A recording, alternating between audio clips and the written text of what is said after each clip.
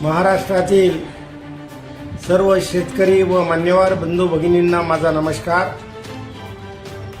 Doctor Ramchandra Sable official YouTube चॅनलमध्ये मी सर्वांचं आपलं स्वागत करतो। हवामान अंदाजाबद्दल प्रथम माहिती घेऊया। भारतीय हवामान शास्त्र विभागाने दिलेल्या हवामान विषयक आकडेवारीवरून आज बुधवार दिनांक 3 जून ते शनिवार दिनांक 6 जून या 4 दिवसासाठी मी आपणास हा हवामान अंदाज देत आहे। आज बुधवार दिनांक 3 जून ते शनिवार दिनांक 6 जून या 4 दिवसात महाराष्ट्रावर 1006 हेक्टोपास्कल इतका कमी हवेचा दाब राहणार आहे। तसेच कोकण, उत्तर महाराष्ट्र व पश्चिम महाराष्ट्रात वाऱ्याची दिशा नैऋत्येकडून राहील। त्यामुळे मान्सून पावसाची महाराष्ट्रातील सर्व जिल्ह्यात शक्यता आहे। मात्र या 4 दिवसात जेथे हवेचे दाब कमी होतील तिथे बहुतांशी भागात हलक्या ते मध्यम स्वरूपाचा पाऊस होईल। उत्तर महाराष्ट्र, मध्य महाराष्ट्र व पश्चिम व मध्य विदर्भात मराठवाड्यात वाऱ्याचा ताशी वेग वाढेल आणि तो 15 ते 19 किलोमीटर प्रति ताशी राहील। 1 जून ते 30 सप्टेंबर हा मान्सूनचा काळ असून या काळात होणारा पाऊस मान्सूनचा पाऊस म्हणून गणला जातो। आता यापुढे मान्सून वारे मोठ्या प्रमाणात बाष्प वाहून आणतील आणि मान्सून पावसाचा जोर वाढेल। पुढील 7 दिवसात हा बदल आपल्याला दिसेल। हवामानात स्थिरता येऊ लागली आहे, त्यामुळे मान्सूनची वाटचाल वेगाने सुरू होईल। आता सध्याची स्थिती काय आहे ते सांगतो।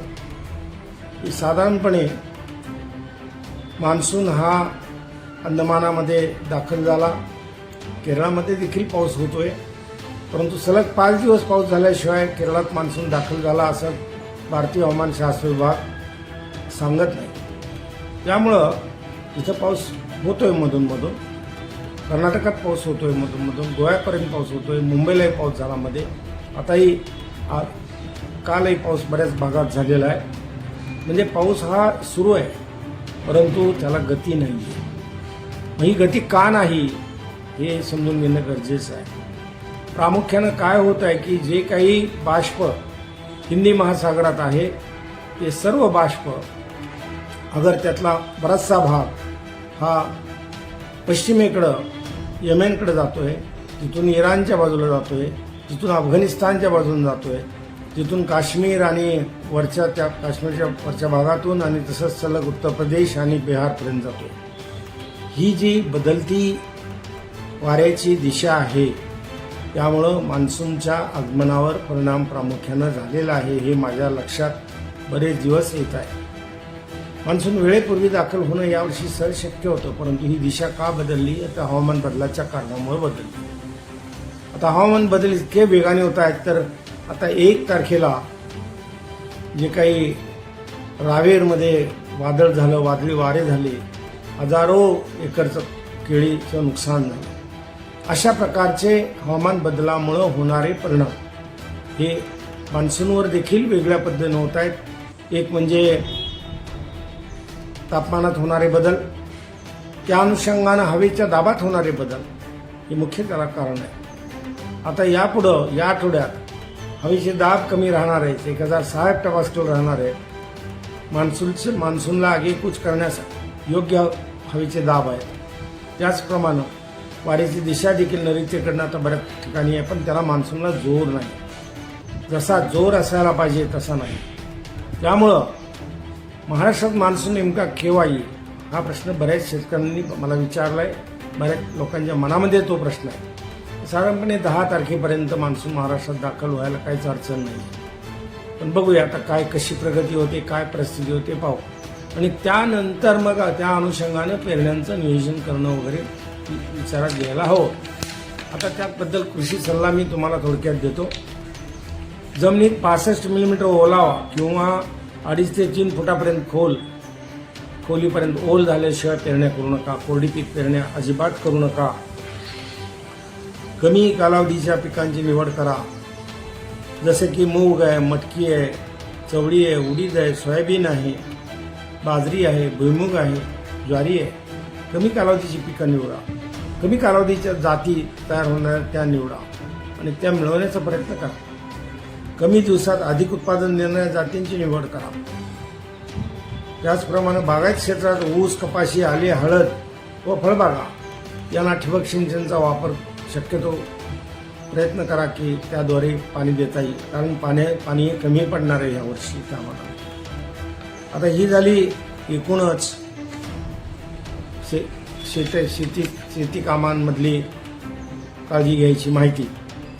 याशिवाय आता या सर्व पीक पद्धती आपण ठरवल्यानंतर मग त्यानुसार बियाण्याची जमवाजमव, खतांची जमवाजमव करा आणि तयारीत राहा. मात्र ओलावा चांगला झाल्याशिवाय पेरण्या करू नका, कारण तशी घाई केल्याने, कोरडीपीक पेरणी केल्याने दुबार पेरणीची वेळ येते आणि मग आपण म्हणतो की ते बियाणं रुजलं नाही, उगवलं नाही किंवा उगवलं तर ते मोडलं. हे अनेक कारणं नंतर सांगत बसण्याचा अर्थ नाही. हुकमी ओल पाहिजे जमिनीमध्ये, मगच पेरण्या करा, कारण हे वर्ष वर्ष असल्यासारखंच आहे. मी माझ्या मॉडेलमध्ये 3 भाग पाडलेले आहेत. एक म्हणजे 6 भाग आहेत तसे. एक म्हणजे अति दुष्काळी वर्ष, त्या खालोखाल दुष्काळी वर्ष, त्यानंतर सरासरी पाऊस, त्यानंतर सरासरीच्या वरचा पाऊस आणि अतिवृष्टी, असे हे 6 भाग आहेत. त्यातला पहिला भाग जो आहे तो अति दुष्काळी, मोठा दुष्काळी वर्ष असं नाही आहे, पण हे दुसऱ्या भागामध्ये म्हणजे दुष्काळी वर्ष आहे, सरासरीपेक्षा कमी पाऊस आहे, 98% पावसाचा अंदाज दिला आहे. आता काल मी 2 दिवसापूर्वी 1 तारखेला जो अंदाज दिला तो मी माझ्या या चॅनलवरती मी दिला, पण बहुतांशी शेतकऱ्यांना समजलंच नाही त्यातला काय बराचसा अंदाज, असं मला जी माहिती प्रश्न विचारलेत त्याच्यावरून झालं होते. मी परत एकदा सांगतो की मी राज्याचा हवामान विभागाचा प्रमुख होतो, त्याचप्रमाणे म्हणजे कोऑर्डिनेटर होतो 4 विद्यापीठांचा. त्याशिवाय हवामान विभागाचा प्रमुख होतो. त्याशिवाय भारतीय केंद्रीय एका कासम म्हणून centre for advanced studies in agriculture मेट्रोलॉजीचा डायरेक्टर म्हणून काम केलेलं आहे. बऱ्याच अधिकारी प्राध्यापकांना ट्रेनिंग दिलेलं आहे आणि त्या अनुषंगानं मग मला आपल्याला एवढंच सांगायचं आहे की हे पण ट्रेनिंग आहे असं समजा, कारण बऱ्याच वेळेला शेतकरी तेच प्रश्न विचारतात किंवा त्यातलं जे माहिती मी दिली ऑलरेडी त्यातलेच प्रश्न विचारतात. तर पुन्हा एकदा सांगतो की अकोला ही जी स्थानकं मी निवडलेली आहेत ती स्थानकं जिथं 30 वर्षाचा डेटा मला मिळाला ते मी काम केलं. आता नंतर मी औरंगाबाद, मराठवाड्यातलं लातूर, नांदेड इथल्या स्थानकांचा डेटा पण मी मागवला होता 30 वर्षाचा. देतो म्हणले. मी त्या मराठवाडा कृषी विद्यापीठाच्या संशोधन समितीचा, सल्लागार समितीचा सदस्य होतो. 5 वर्ष होतो. 5 वर्ष त्यांच्या मागं लागलो, पण कोणी मला डेटा दिला नाही. तर माझा नाही लाज आहे, म्हणून मी परभणीचा फक्त अंदाज दिलेला आहे. पुन्हा मराठवाड्यातले लोक विचारतात, औरंगाबादचं नाही सांगितलं, लातूरचं नाही सांगितलं, अमुक नाही सांगितलं. समजून घ्या, जिथला 30 वर्षाचा डेटा मिळाला तिथली मॉडेल मी डेव्हलप केली. मग अकोल्याला यावर्षी सरासरीचा 97%, नागपूरला सरासरी एवढा, यवतमाळलाही सरासरी एवढा, सिंदेवाईला 96%, सिंदेवाई चंद्रपूर, परभणीला मराठवाड्यात 100%, पण सगळीकडे 100% पडेल असं त्याची खात्री नाही, कारण काही जिल्हे मराठवाड्यातले दुष्काळी पट्ट्यात येतात. त्यातला बीड आहे, उस्मानाबाद आहे, म्हणजे धाराशिव, त्यानंतर लातूरपणचा काही पार्ट आहे, त्याचप्रमाणे बीडचा पार्ट आहे, त्याचप्रमाणे औरंगाबादचा काही पार्ट आहे दुष्काळी पट्ट्यामध्ये. त्यांनी ते समजून घेतलं पाहिजे. दापोली कोकण कृषी विद्यापीठाच्या तिथल्या आकडेवारीवरून कोकणात सरासरी एवढा पावसाचा अंदाज आहे. निफाड, नाशिक, धुळे, जळगाव इथं निफाडला 98%, धुळ्याला 94%. इथं काळजी घेण्याची गरज आहे. धुळ्याला पाऊस कमी आहे.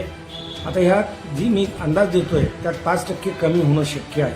म्हणजे इथं 94% जर असेल तर तो 89% पण ते काही पाऊस होऊ शकतो धुळ्याला, आणि मॉडेल एरर असतो. 100% मी सांगितले तिथं 95% होऊ शकतो. तर मॉडेल एरर असतो, तो तुम्ही समजून घेतलं पाहिजे. आता हे एक प्रशिक्षण आहे असं समजून घ्या, म्हणजे कोणी तुम्हाला शिकवलं नसेल, पण मी तुम्हाला शिकवतोय. तुम्ही त्या ज्ञानाचा फायदा करून घ्या. कोल्हापूरला 96%, जळगावला 96%, कराडला 97%, सरासरीच्या तिथल्या वाडेगावला 98%, सोलापूरला 96%. सोलापूरबद्दल पण पुन्हा विचारले.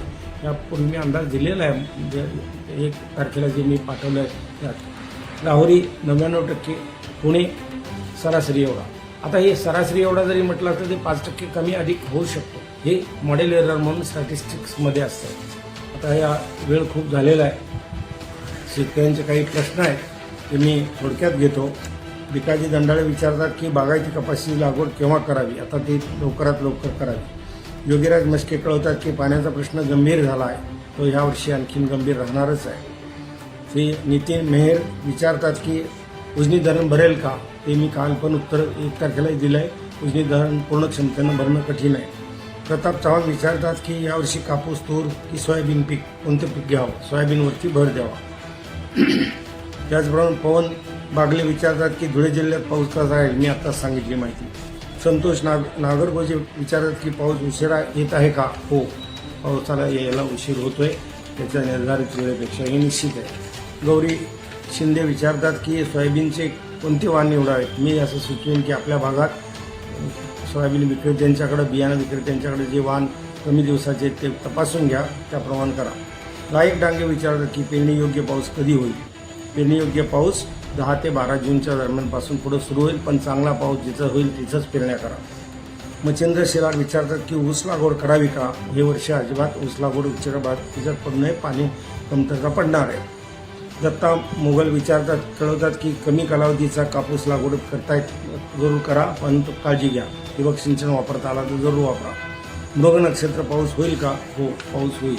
आता ज्या शेतकऱ्याने मला माझे आभार मानले, धन्यवाद दिले, तर सुनील राऊत, रामकृष्ण अरगडे, पांडुरंग क्षीरसागर, सचिन गणवट, विनोद इंगवले, राजू मोरे, तुकाराम मेहत्रे, सुरेश बारबुडे, विठ्ठल सावंत, हरीश झवरे, रवींद्र माने, लक्ष्मण नागरे, उमेश कदम, सूरज निपाणीकर, राहुल साबळे, समाधान साबळे, योगीराज मस्के, बाबासाहेब थोरे, ज्ञानेश्वर आंधळे, दीपक चापके, प्रवीण पाटील, बाळासाहेब खर्डे, गोविंद शिंदे, अजय शर्मा, लक्ष्मण घाटमोर, सचिन राव, महेश पाटील, दिगंबर गायकवाड, तुकाराम मुंडे, अप्पासाहेब राजाराम किरकाडे, धनराज हिरे, बाळासाहेब पाटील, अरुण पाटील, राजाभाऊ काशी, अशोक वरे, बाळ चव्हाण, याशिवाय दत्तात्रेय खर्डे, ज्ञानेश्वर आंधळे, वाल्मिक कानडे, शिवाजी बडाक,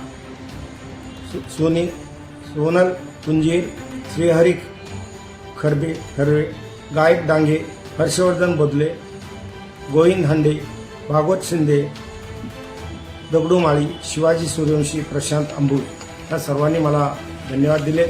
मी ही चांगली माहिती देतो शेतकऱ्यांना, त्याचा उपयोग होतोय असं मला कळवलं आहे. आपण या माहितीचा जरूर उपयोग करा. आपल्या शेतीत चांगल्या प्रकारे कमी पाण्यावरती अधिक उत्पादन काढण्याची जिद्द बाळगा. तुमची उमेद वाढवायचं काम मी करतोय, त्या उमेदीने तुम्ही काम करा. हा आपला क्लास आहे असं समजा दर बुधवारचा. त्या क्लासचा फायदा घ्या आणि ज्ञान मिळवून ज्ञानाचा उपयोग आपल्या शेतीतलं उत्पादन अधिक वाढवण्यासाठी जरूर करा. एवढंच सांगेन.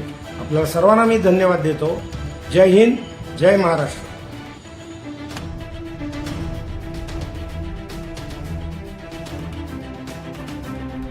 नमस्कार, मी पंजाब डक. हे जे पाऊस आहे आता म्हणजे 1 जून 7 ते 14 मध्ये त्याच्यामध्ये काही भागामध्ये